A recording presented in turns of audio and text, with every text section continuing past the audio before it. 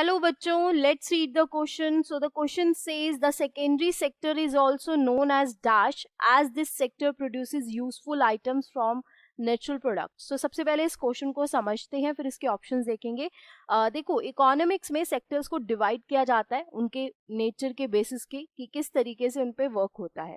जैसे सबसे पहला सेक्टर होता है, इस सेक्टर को बोलते हैं हम प्राइमरी सेक्टर.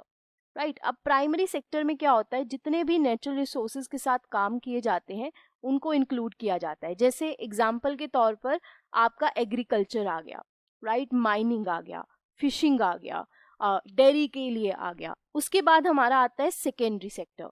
जो सेकेंडरी सेक्टर होता है ये एक ऐसा सेक्टर होता है जिसमें आपकी मैन्युफैक्चरिंग इंक्लूड होती है. एग्जाम्पल के तौर पे एक एग्जाम्पल लेते हैं ताकि हम इसको बेटर अंडरस्टैंड कर पाए.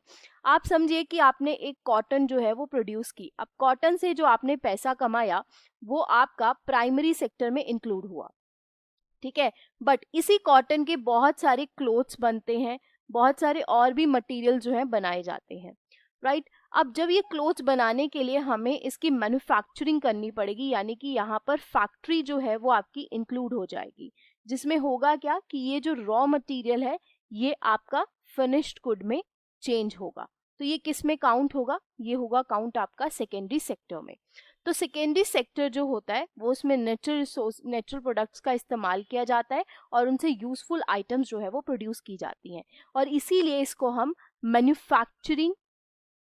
मैन्युफैक्चरिंग सेक्टर के नाम से भी जानते हैं.